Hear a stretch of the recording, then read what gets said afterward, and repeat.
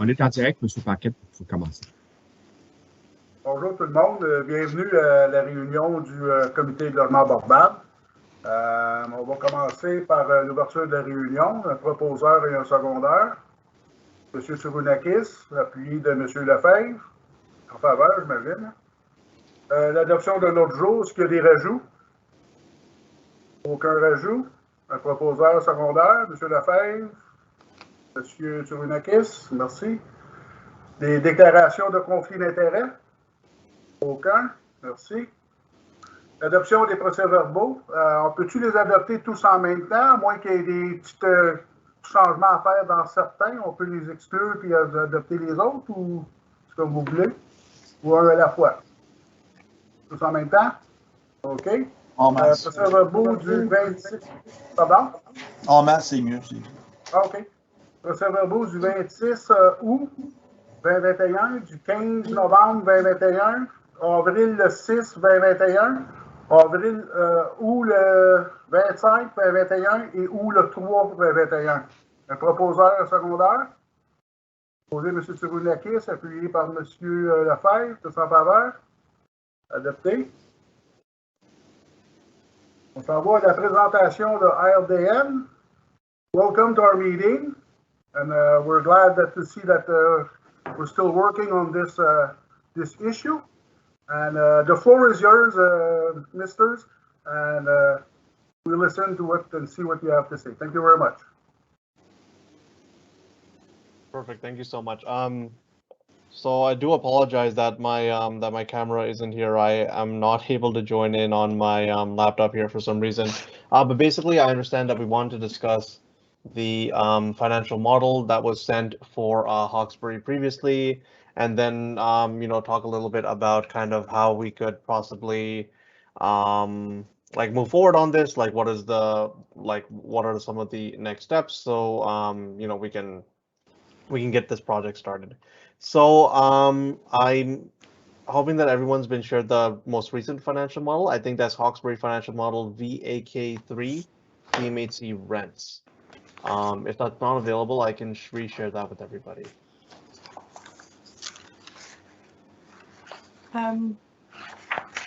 That's the version that was approved in the last Yes. council meeting. Okay, So perfect. if you go to last council meeting, you will have that that file there.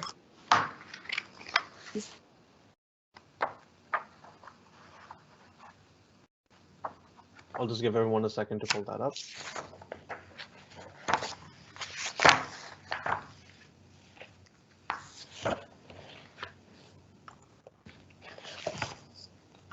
Then we can get going from there.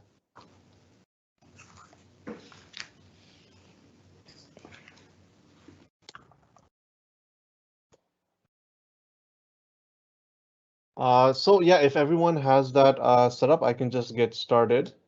So okay, so in the financial model, you can see on the second page, it's a 30-unit development. They're all affordable units. 12 are 1-bedroom, 12 are 2-bedroom, and 6 are 3-bedrooms. The square footage here is an estimate based on some standards that we use, based on certain kind of thresholds and architectural information. So it's roughing out at about 30,000 square feet total for the square footage of the building. That's not the footprint, that would be with all the floors counted up and added. On the next page, we have our total development costs. Now, these are where I would caution some that it's pretty liberal right now. The reason being is that current supply chain issues that have affected basically every project, and current kind of course, the world pandemic as well, has really drastically affected project costs, and it's frankly affected project costs across the board. Like we've seen these in projects that we're working on in Alberta, projects that we're working on in Ontario, that the costs are just significantly higher than they are usually. I would say in some cases 50% higher than the usual cost. This might just be due to opportunistic costing and not due to actual real inflation. However, we'll only know once kind of the supply chain issues wear down and some of these come back to normal. If we're not seeing as much elasticity as we're expecting, then the reality might be that projects that do cost this much more. I am leaning on a bit more of an optimistic side on this. I do think it's due to certain issues kind of on the world scale right now, but it's important to keep in mind that like this project right now, I would, and I can make a different an allowance for this and kind of share that with Dominique and everyone else, like a larger contingency account, just to account for kind of what could be expected in terms of project increases because of the recent developments just in construction. But I just want to keep that in mind that right now things are pretty expensive. Just to give a very quick example, there was a project that we recently worked on that was supposed to be priced. I would have guessed usually $5 million, and it came in at near $9 million. So that's the sort of inflation and pricing that we're seeing right now. Moving on to the next page, we just have our rental data. So this is just information about the rental rates and vacancies in Hawkesbury. I will not go into too much detail about this. Following that, we have our preliminary project rent roll. So this is the proposed rents in the development. So there, I believe, just a 20% discount from what the rents are proposed as market. So that would be 517 for a 1-bedroom, 600 for a 2-bedroom, and 730 for a 3-bedroom. And then we have our operating budget next. So this is also just based on some standards that we have for paying utilities, for paying for a property manager, etc. And it comes to that we're getting an NOI, a net operating income of about $65,279. Then we get into what I would say is probably the most important sheet in the entire financial model. We get to the preliminary capital budget. So in this preliminary capital budget, we are looking at the project costs in the first table, the land costs, the construction costs, which are for both hard and soft. And if we see it comes up to about $11 million. And then we look at projected equity and our mortgage financing. So projected equity is how much money we would need to find in basically grants, more or less, grants or cash provided by certain partners.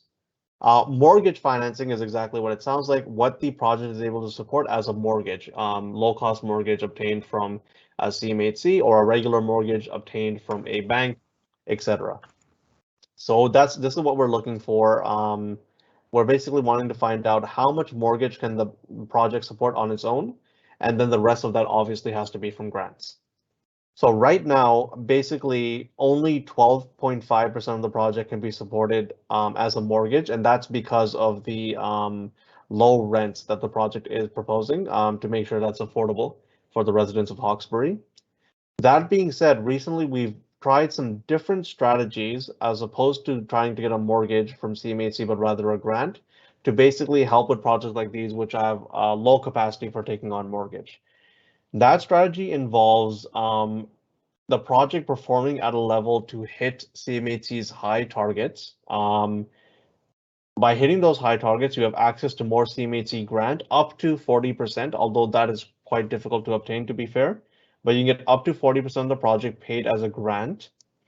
And then from there, we can look at different venues, such as the Federation of Canadian Municipalities, as well as Ontarian municipal organizations and ministries to obtain mortgage financing and the rest of the gap financing.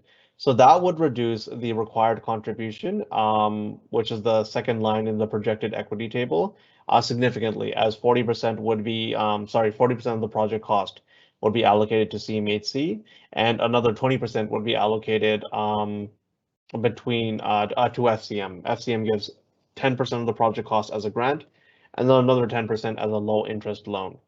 And then we would investigate Ontarian ministries to see where we could get the mortgage financing from at a low cost for a high amortization. So then we would not need to access CMHC financing. We could just ask CMHC for a grant instead. Basically, the solution to the capital budget to making sure we have the money for the project is really just partners. It's finding more partners and more funds which are available that we can tap into that will allow us to kind of spread our money around through a bunch of different pots. Additionally, one thing which might be possible for this project is to obtain money from other arms of the federal government and other ministries. So another project that we're working on is currently working on this, getting money from the from Canadian Heritage to basically support that project. So it is possible for us to reach out to other arms of the federal government to try and reach our funding goal.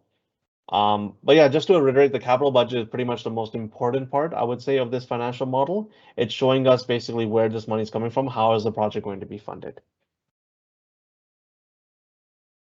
Then when we get into a sensitivity analysis, I won't spend too much time on each of them, but these are basically showing on the top line where your project breaks even. And then it's showing on the lines below the top line, what are the different vacancies, what are the different rental, what are the different DCRs to come out of changes in the vacancy. And in the page 9, you can see what are the different DCRs to come out of changes in the rent, and so on and so forth. Just important to note is that the DCR stands for debt coverage ratio, which we're going to be looking at later as well. Debt coverage ratio is a simple equation. It's your net operating income divided by your debt payment. If your net operating income is more than your debt payment, then it's above 1, and that means you're able to pay your debts and still be liquid. If it's below 1, it means that you don't actually have enough money after you pay for all of your other operational costs to pay for your debt, and that makes it illiquid. That basically makes it in the red. So I'm going to skip past these and I'll tell you which page I stop at. I'm going to stop at page 13, which is the mortgage summary. So this is more financial information, which is typically more important for analysts. It's just showing some financial ratios and mortgage details, and then how the mortgage schedule pays out. How does the principal get paid out, and how does the balance change over time? This is more for analysts to understand how things are looking mortgage-wise. And then lastly, from page 14 to page 18, we have the pro forma. So the pro forma goes from year 1 to year 50 of operations. I would say the accuracy, of course, diminishes in the pro forma as time goes on, because you never know what happens. But what the pro forma is trying to illustrate is that the project is feasible under the conditions that we set it under for X amount of years. And there are particular changes we can do to particular years to like emulate the replacement of a roof being needed, or to emulate inflation increasing as it is right now, or to emulate that the cost of certain operational fees are increasing, etc. But right now, just based on the assumptions that we have, the first year we have a DCR of 1.1. That means we're 10% above the mortgage payment, like we're earning 10% more than the mortgage payment that we need to make, and that increases year over year. The reason being is that it is assumed that while operational costs and revenues will inflate at a rate of 2.5%, the debt payment, of course, does not inflate. It is fixed for the term of the mortgage, and that's why the DCR increases on a yearly basis.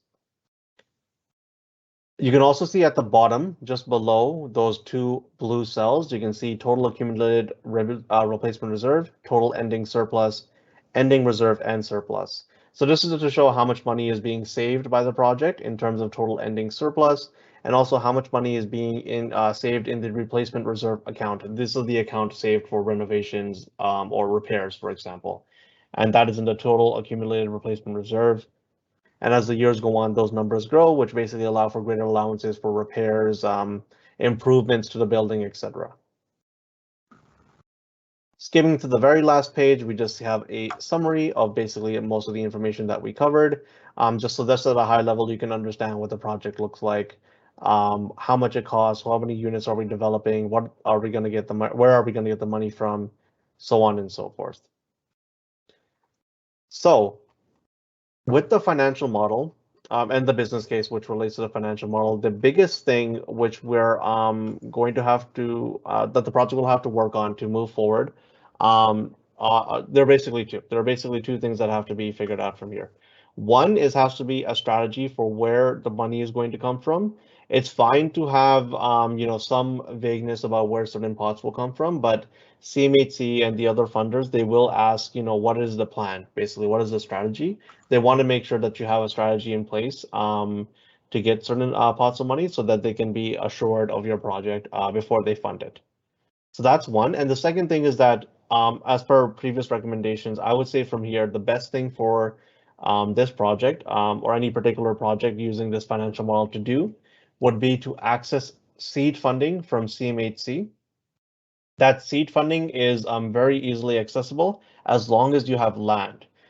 This can be land that is owned. This can be land that you have a option to purchase, that you have a conditional offer, for example. There are some different ways to show that you have quote unquote secured the land.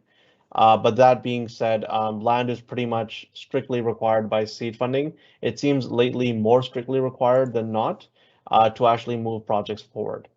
And just to reiterate, the reason you would want seed funding is that seed funding would pay for all the professional documents needed to actually go towards a bank, go towards funders, CMHC, FCM. Everybody would need to see the same sort of professional documents. Those would be things like architectural designs, engineering studies, cost consultant reports, etc. All of these would basically support your project, showcase its feasibility, tell them exactly how much it costs, tell them exactly how it looks like, how it's going to impact the site that it's being proposed on, those sorts of details.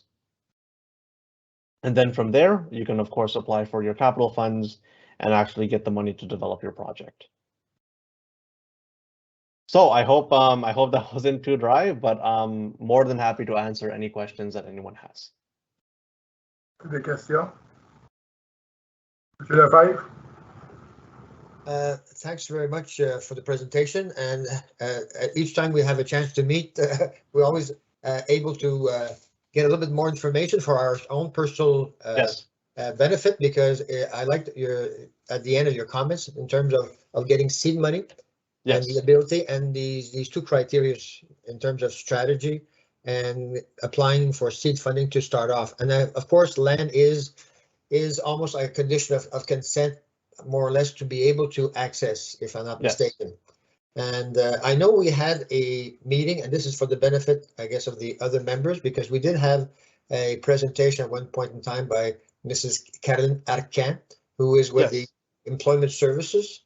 And also she's involved, and she's been in contact with other organizations, including, and we'll be in contact with our nonprofit housing authority there, basically. So, I mean, I think this is this discussion that the committee will need to have, I guess, with Mrs. Arcan, her group, and maybe with the nonprofit organization, because I understand that land is a big chunk. It's a big chunk of the capital costs.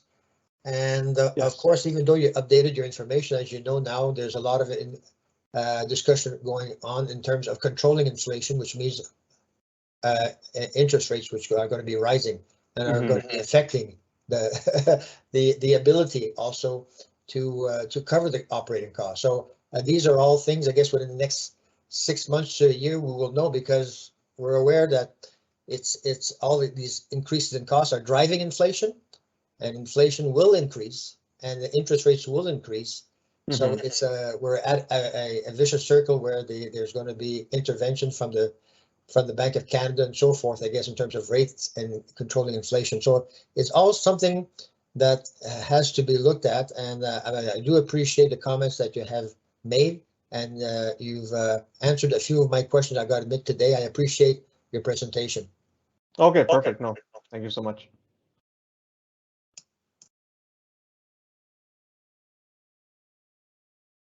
And yeah, as was being said, we are carefully trying to monitor where construction costs are going. We have recently received several cost consultant reports for recent projects. One just was issued on this Friday.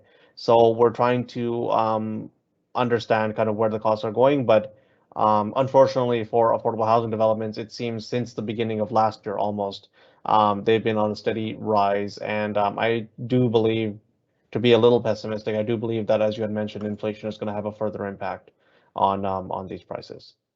If I may continue my questioning, at what point in time will you be able to continue to follow us in our progression in terms of discussion with other organizations, private partnership, and where do you withdraw from the process?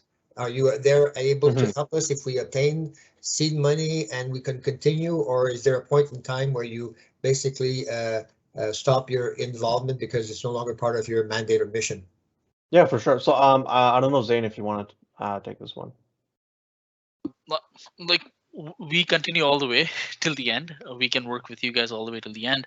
Our expertise is still helping communities access capital funding. So we still have a lot to do. So with you guys, so we actually go to the funders, get the money for you, and so on and so forth. And then once the money is occupied, then after that you can go and hire contractors and people to build actually.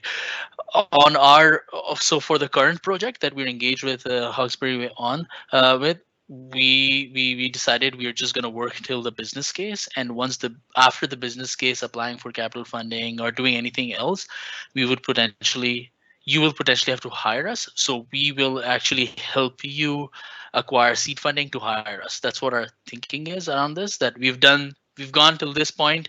Now to move further, we are going to help you get seed funding so that we can continue working with you guys to get you to the point where we are able to access capital funding for you. That's what I was hoping you'd answer. Thank you very much. You'll be there for us to be able to go get that seed money, and that's where I was hoping you were going to say. And thank you very much, Shane, for confirming that. Thank you. Yeah, and I do want to mention, looking at this business case, like based on what's happening right now, right, in the external environment, and I'm sure these numbers will have changed quite a bit, right? So apart from the cost that Asad is mentioning, the cost has gone up. I'm sure that your thresholds must have gone up in the past 2 years as well. So your rental rates might have gone up, which might be beneficial for us for this financial model, because we do want to reduce that capital requirement, right? We want to reduce it from 70% to 40%, as Asad said, right? 40 to 50%, and the rest should be financed from a bank. So we have to further work on this financial model and figure out how we can change things around based on the current external environment. Thank you very much for your commitment. I really appreciate hearing that from your organizations. Very, very much appreciated. And we will certainly continue that relationship, I'm sure. Thank you. Same here. Thank you so much. D'autres questions pour nos messieurs de l'Alberta? Madame Ashley, allez-y. Yes, I think that you stressed one factor, and that is getting some partners involved. Basically, it would have to be, when you're saying partners, you mean private owners, private ownership? So when I'm private owners are definitely, and private investors are definitely one partner that the project would I think would definitely benefit from having on board. But the partners that typically, and this doesn't have to be the case for this project, but the projects that typically come forward on affordable housing projects would be CMHC, so the Canada Mortgage and Housing Corporation. It would be FCM, the Federation of Canadian Municipalities, and it would be your local DSAB or service manager. I know the name differs depending on the region, but basically the provincial government of Ontario. We want to get those three partners involved, then as well as the local municipality, which you guys are already involved. That basically ensures that all levels of government are supporting the project, and they should have some stake in the project as well, financially, especially from the provincial and federal governments who have the larger budgets. That being said, there are some projects which even after that still require more funding, and that's what we look at different foundations. We look at private investors and donors who might be interested, and we look at potential partnerships as well. Like there are ways for us to adjust this project. I do like, maybe it's worthwhile mentioning, the project as it's set up right now is very flexible. So as according to what council wants to do, to what administration is looking for, we can change some things to basically make things a bit more financially feasible. But as it is right now, I would recommend going for those partners that I mentioned, and then seeing if additional support is required, and if so, pursuing those relationships and those partnerships. Okay, so basically, as you were saying, as you were mentioning to Mr. Lefebvre, is that you, the next step is basically applying for seed financing. However, in order to apply for that seed financing, they would require that we secure the land. And once we have secured the land, then you can help us continue in the path of seed financing? Yes. Is that correct? 100%. So once the land is secured, and Okay. even in terms of, again, what quote unquote secured means, we can have a discussion where maybe Dominique is CC'd in our conversation with CMHC to understand what our options are outside of outright owning the land. But absolutely, we help draft, like basically when, if we're procured for seed funding application, we will draft the application. We will prepare all of the attachments that we can. We'll basically complete it wholly. We will discuss with CMHC any improvements that need to be made on the application, and we will submit it on your behalf as well. We do, to be clear, require coordination with someone from the town, just to make sure we're able to receive things like financial statements, which CMHC requires, and things like that. But we do handle the application. We also answer any questions which come in during the application's evaluation. I don't want to toot our horn too much, but I don't think we have been rejected from seed funding so far. We have had cases, to be fair, where we've received less seed funding than we wanted to, but we've worked with those applications to ensure that we resolve whatever concerns CMHC has, and then reapply essentially to get more funding. Thank you very much. Yeah, no problem. Any more questions, Monsieur Tsourounakis? It's more of a comment than a question. It's one of the things that he said that I thought was hopefully optimistic, is that the inflation that we're seeing is opportunistic. I hope it is opportunistic, and Yes. Because of COVID and other supply chain issues, I know there's lots of containers that are backed up from here to Kingdom Come. So if some of those things work their way out, hopefully some of these costs will come back to the historic norms. If not, well, we'll have to swallow it. And as Mr. Lefebvre said, I think there's some inflation that will be permanent, like it or not. But I have optimism that some of the exorbitant costs on some things will come somewhat back down to earth. Thank you. Yes. No, I agree. Like I'm just because of the nature of the funding work that I do, I'm always naturally pessimistic. But I do agree. I do believe some of like this is a bit too ridiculous to be real. Mm. That will be good for the project if some of the costs come down a bit. Absolutely. D'autres questions? Madame Sow, Madame Céleste? No? Well, thank you very much for your presentation. We have another item. I don't know if you want to stay and listen to the other item that we have. I guess it's up to you. Anyhow, thank you very much, and hopefully we'll have a chance to start to talk about something positive in the near future about affordable housing.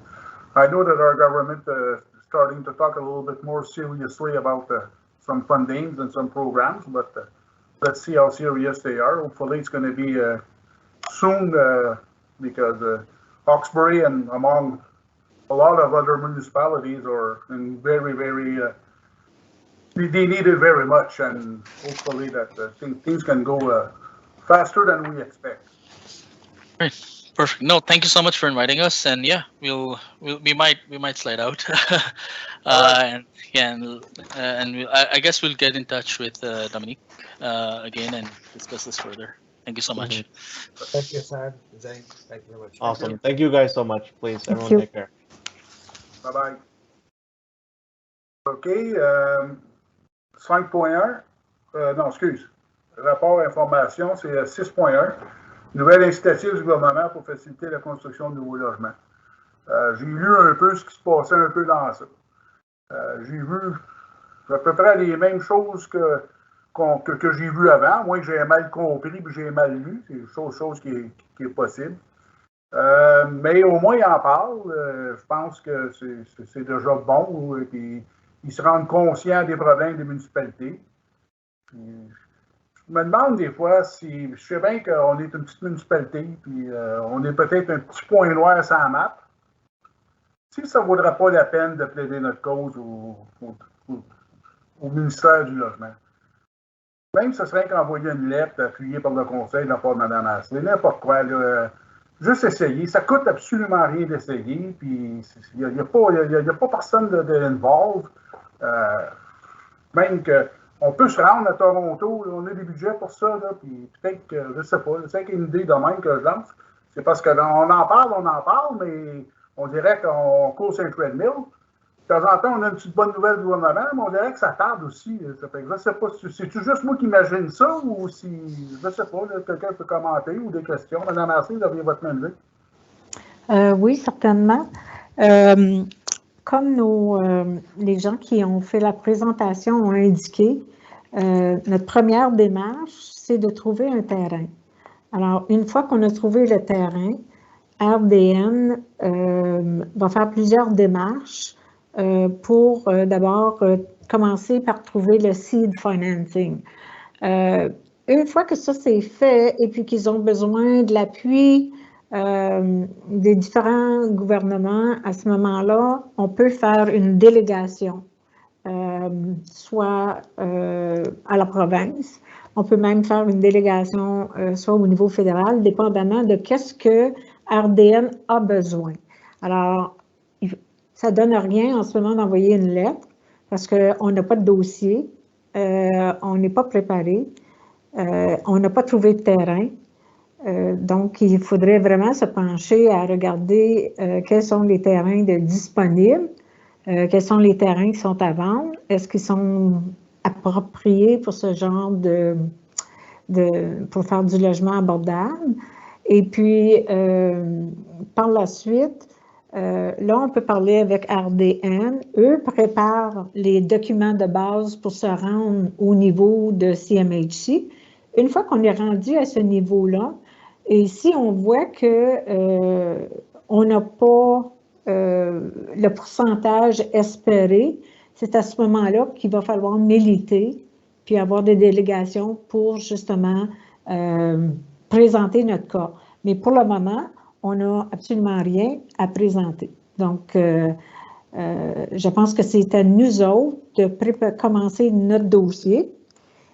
Et comme il l'a dit, il faut trouver, we have to secure land. Et tant et aussi longtemps qu'on n'a pas ça, ça ne nous donne rien là, d'envoyer des lettres. Là.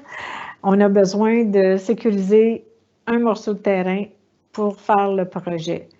Alors, c'est ça qui est important. Il faut commencer par ça. Donc, il y a des développeurs intéressés, Mme Ashley, à l'en faire, mais ils veulent avoir des programmes du gouvernement. Certains d'entre eux ont leur propre terrain déjà là en place. Certains autres sont prêts à même en acheter. Je travaille avec M. Lasselle des Comtés-Unis, puis lui travaille avec, j'oublie tout le temps le nom, M. Lefebvre, c'est quoi le nom encore? Là? Alain Lasselle? Non, le regroupement de gens, là, M. Dallaire, etc. Oui, la commission de logement, c'est ça. Eux autres aussi, ils ont des terrains, mais s'il n'y a pas de fonds qui sortent du gouvernement, ils n'iront pas de l'avant avec ça. Parce que mais il a bien dit, Zane, essentiellement, c'est pas nécessairement de le sécuriser dans le sens que de l'avoir acheté, mais avoir une option. Une option à condition peut être des choses. Alors, d'abord qu'il y ait une option sur la table, peu importe les conditions, ça rouvre au moins la porte de commencer à travailler avec le groupe de RDN pour être capable de chercher du seed money. Si on a une option, même si la commission du logement, ils ont du terrain, puis on vient à bout de sécuriser une option, peu importe les conditions attachées à l'option, au moins, ça rouvre la porte à parler avec CMHC. Puis, quand il parlait de la province, il parle du service manager, qui est les Comtés-Unis, parce que tout passe à travers les Comtés-Unis. C'est le service delivery pour la province. C'est eux autres qui représentent la province à ce niveau-là. Alors, une fois qu'on peut travailler avec le centre de services emploi, à quel point que Mme Arcan et le groupe est prêt à travailler avec nous autres, avec la commission de logement. Là, après ça, on peut peut-être avancer le dossier pour regarder de sécuriser une option. Parce que nous autres, c'est là le métier quand même, la commission. Si je ne me trompe pas, M. Dallaire m'avait indiqué qu'il avait regardé un terrain sur la rue Cameron. sur le côté ouest de la rue Cameron, plutôt dans le... oui, c'est ça. Pas tellement loin où est présentement l'agent de coop là, qui est sur la rue Cameron.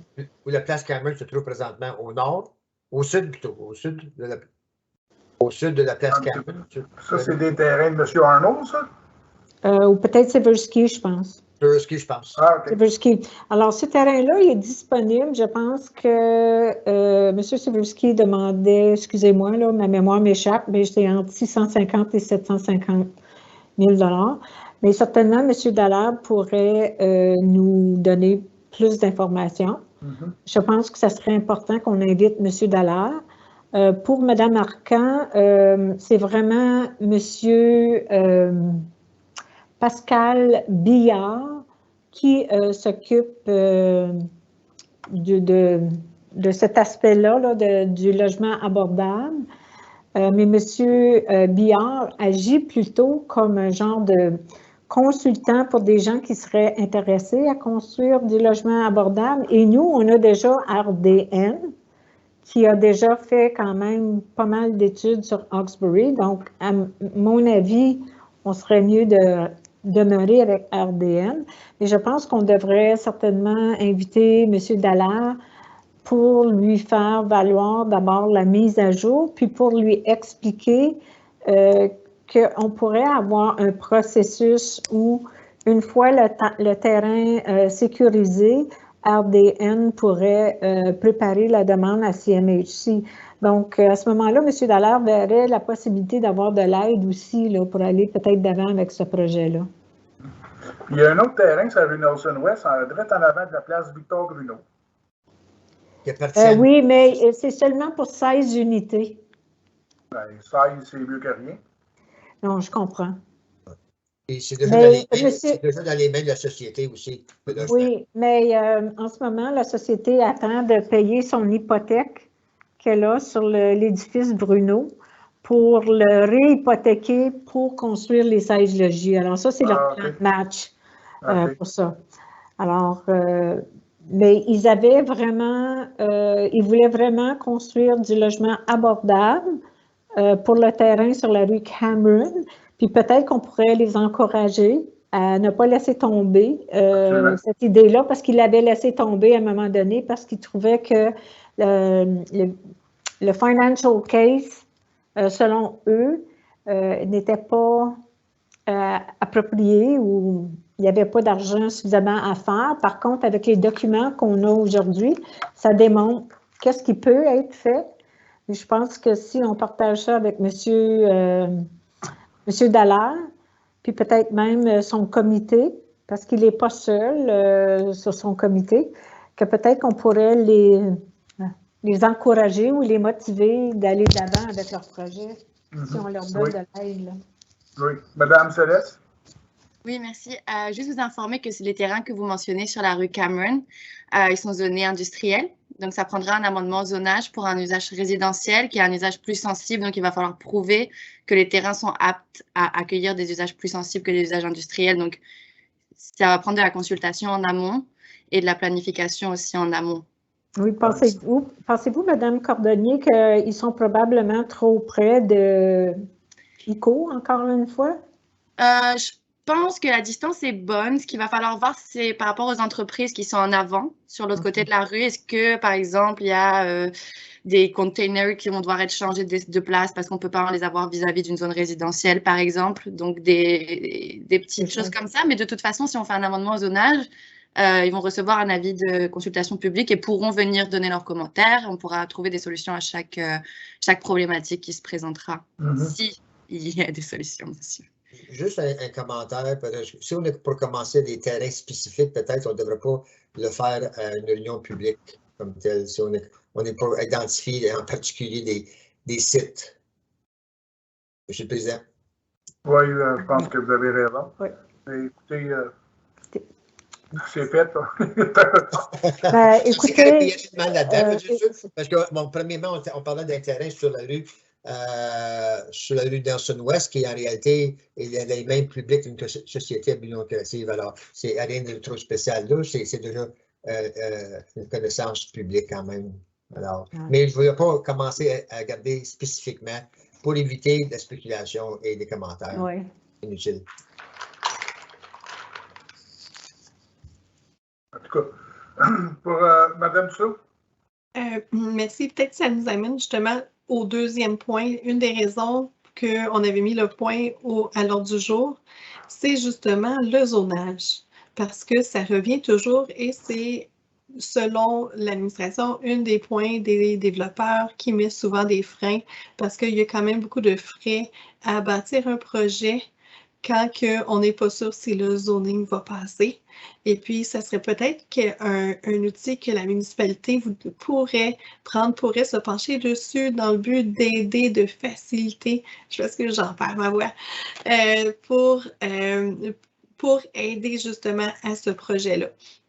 Donc, voilà pourquoi on avait partagé la communication de la province, puis on avait invité Mme Cordonnier pour qu'elle puisse répondre aux questions ou peut-être nous expliquer c'est quoi que la province regarde pour changer, pour faciliter les projets. Puis là, je vais arrêter de parler pour des raisons évidentes.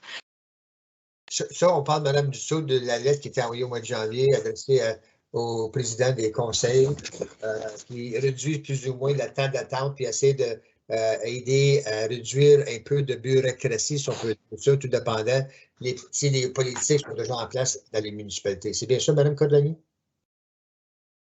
Oui, exactement. Donc, comme on peut le lire, ça peut, disons, ils permettent la délégation de certaines approbations à d'autres organismes ou à d'autres personnes dans l'administration, comme par exemple, nous, c'est le cas avec nos ententes de plan d'implantation qui sont signées par Mme Dussault au lieu d'être signées par le maire, parce qu'il y a eu un règlement qui était passé vers 2010 pour donner cette tâche au directeur général pour éviter justement des délais de présentation au conseil, etc. Donc, c'est un peu ça l'idée. Puis, actuellement, le comté est en train de réviser son plan officiel. Nous, par la suite, à la ville, l'année prochaine, on va devoir réviser notre plan officiel et adopter un nouveau règlement de zonage ou un Development Permit System qui serait en fait une façon de remplacer le zonage en mettant des zones spécifiques dans la ville. J'ai eu quelques renseignements de la part des urbanistes de l'Ontario là-dessus, mais je vais continuer à me renseigner dessus pour essayer de vous présenter ça au lieu d'un règlement de zonage parce que ce système-là qui remplace le zonage facilite justement dans certaines zones l'aménagement d'unités plus denses, de développement plus dense, d'unités abordables, etc. Donc, c'est pour ça que l'année prochaine, une fois que le comté aura fini d'adopter son plan officiel, je pense vers la fin de cette année, on pourra se pencher sur comment rendre nos politiques. Déjà, le comté a travaillé là-dessus sur rendre les politiques plus ouvertes pour donner moins de normes, pour essayer de donner plus de flexibilité aux développeurs et aux urbanistes qui vont appliquer ces politiques.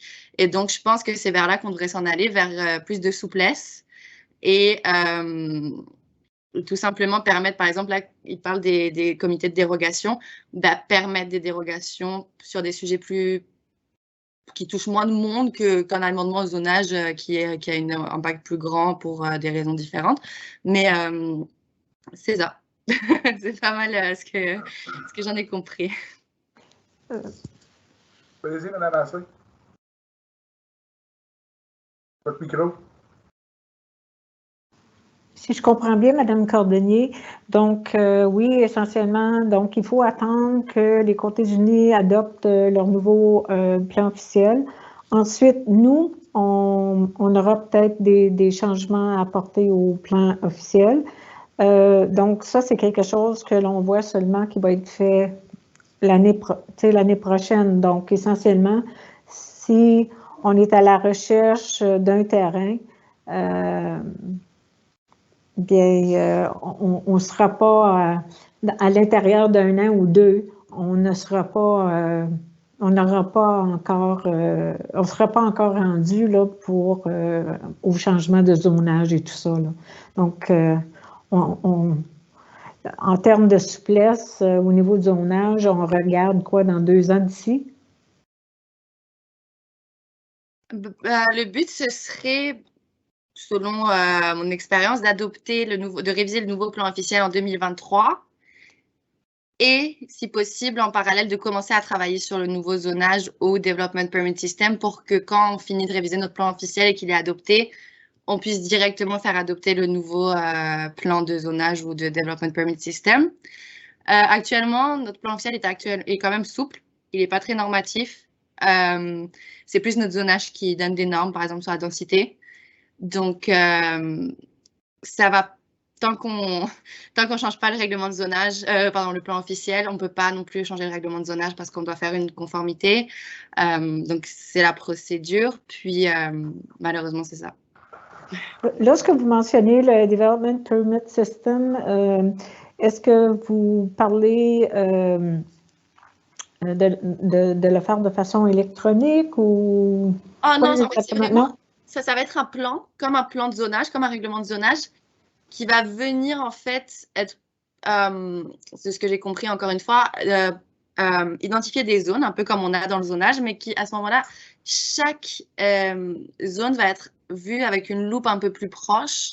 Donc, par exemple, on veut de la densité à l'ouest de la ville, mais on veut aussi de la densité sur le bord de l'eau. On ne va pas les faire de la même façon, ces deux développements, parce qu'il y a des enjeux différents. Donc, à ce moment-là, on va définir des zones où on va pouvoir être plus souple sur certaines choses ou moins sur d'autres, selon justement où c'est situé dans la ville, qu'est-ce que c'est le caractère du quartier et qu'est-ce qui est souhaitable pour le développement du secteur. OK. Monsieur Lefebvre? Oui, Mme Caroline, beaucoup de pouvoirs quand même au niveau provincial ont été délégués aux Fonds des Unis, bien entendu. Ils ont l'autorisation pour approuver des divisions de terrain et ainsi de suite. Et selon leur plan officiel, ils ont une certaine approbation. Est-ce qu'on parle aussi que les comtés, une fois que le plan officiel va être en vigueur, où il y a des politiques à l'intérieur de leur plan officiel qui vont déléguer certains pouvoirs aux municipalités si, dans le plan directeur officiel, ils ont des prévisions qui rencontrent leurs normes? De ce que j'ai pu entendre jusque-là, il n'y a pas de pouvoirs qui vont être délégués aux municipalités. En tout cas, dans notre niveau urbain. Peut-être au niveau rural, il y en aura plus. Parce qu'on en parlait justement tout à l'heure avec les urbanistes du comté, mais ça ne nous concerne pas nous puisqu'on est une zone urbaine. Mais sur quoi ils ont travaillé vraiment au comté, c'est d'assouplir, comme je disais avant, donc d'enlever tout ce qui était normatif pour justement que ça reste des politiques et non des normes, pour orienter et pour donner une vision globale. Et comme ça, chaque municipalité va pouvoir adapter chaque plan officiel et chaque règlement ensuite de zonage ou de Development Permit System pour répondre aux besoins locaux. Je sais que, par exemple, au comté, le morcellement, l'autorité approbatrice, c'est le directeur de l'urbanisme et plus le conseil. Donc, ils ont déjà fait ce travail, en fait. C'est pour ça que ce document, il vient confirmer qu'on est dans la bonne direction, mais il y a quand même des initiatives qui ont déjà été faites depuis plusieurs années. Donc, c'est intéressant pour savoir comme l'orientation du gouvernement, mais après, en termes de pratique, on est déjà dedans. Ça nous encourage à le faire plus. Oui, j'ai pu voir, ils ont fait aussi des corrections au point de vue loi pour éviter que des titres de propriété se joignent ensemble et ainsi de suite, parce que ça a toujours créé des ennuis. Puis, au point de vue de consentement, une fois que le terrain est divisé, le parti a retenu aussi, il y a un certificat qui reconnaît que le terrain est bel et bien légal. Alors, il y a quand même des bonnes corrections qui ont été faites, que ça fait longtemps, qui étaient dues, et que ça créait des ennuis aux propriétaires de futur. Merci, Mme Cormier. Madame Sou? Je crois que ce qu'on a vu aussi, c'est beaucoup orienté sur les grandes villes. Donc, les sommets par rapport au logement abordable aussi, par rapport aux grandes villes, les problématiques. On commence à en avoir rural la semaine dernière avec les annonces. Une des questions que je me posais, parce que le point de Mme Ashley est très valide, comme quoi que, il va y avoir des délais pour la ville d'Ordubayou par rapport au zonage, s'il y a quelque chose qu'on peut faire. Est-ce qu'on pourrait considérer le CIP, en français, c'est le CIP pour rajouter des conditions pour favoriser du logement abordable? Est-ce que ça, c'est quelque chose qui serait possible de faire? Oui, en fait, comment j'essaie de promouvoir le plan d'amélioration communautaire à ce niveau-là, c'est que quand un développeur me parle d'une difficulté pour son projet, exemple, il n'a pas l'espace pour faire le stationnement requis, etc., et donc il doit aller en amendement en zonage, nous, ce qu'on offre dans le plan d'amélioration communautaire, c'est que si on propose du logement abordable dans le projet, qui est bien défini comme Arden l'a défini, donc 20% en dessous du taux du marché pour ce qui est locatif. Donc si le développeur propose du logement abordable, on a la subvention qui permet de ne pas payer les frais de demande d'urbanisme et de permis de construire. Donc à ce moment-là, parce que je leur vends un peu là-dedans avec les amendements au zonage, c'est que s'ils proposent du logement abordable et qu'ils ont besoin d'un amendement au zonage, même s'ils ont un risque que l'amendement soit refusé, ils ne vont pas payer les frais. Donc, ils perdent un certain temps, mais ils ne perdent pas l'argent. Donc, j'essaie d'essayer d'un peu les vendre comme ça. Après, la limite du plan d'amélioration communautaire, c'est que les terrains doivent être définis sous une certaine catégorie, qui est donc soit centre-ville, soit friche urbaine, soit entrée de ville. Donc, il faut arriver à justifier que ce terrain, c'est une friche ou c'est une entrée de ville, ou il est considéré comme centre-ville. Centre-ville, c'est facile parce qu'on a la carte de zonage, mais le reste, il faut quand même justifier. Puis, on a quand même fait ce travail quand on a fait l'amendement au plan d'amélioration communautaire. Après, ça peut être dans les règlements qui sont adoptés par la ville. Il peut y avoir des exemptions quand on propose du logement abordable, quand c'est possible. Donc, je pense qu'on pourrait travailler là-dessus quand on va adopter les prochains règlements en général. Monsieur Lefebvre. Oui, juste un dernier commentaire, parce que si j'ai bien lu, et c'est bien important que des changements qui sont faits, qu'on n'use pas essentiellement au droit de les voisins ou les personnes autour de ne pas être avertis de ce qui se passe. Je pense que c'est bien important. Et s'il y a des enjeux, il faut respecter quand même le droit de circulation et de connaître ce qui se passe autour dans une communauté ou dans un quartier comme tel. Alors, je pense, si je ne me trompe pas, ils n'ont pas changé ce niveau-là au point de vue de avis circulation, mais il faut s'assurer que s'il y a des délégations des pouvoirs, ça n'empiète pas sur les droits des personnes alentour. Oui, exactement. Justement, ça n'a pas été mentionné de modification au processus de consultation publique. Donc, c'est sûr que cette partie de la procédure doit toujours rester la même avec un délai de publication de l'avis, la consultation, puis ensuite la présentation au conseil, avec une possibilité d'envoyer des commentaires tout au long de la procédure jusqu'à ce que le conseil approuve, en fait. Merci. D'autres questions, M. Tsurunakis, Mme Ansel? Non.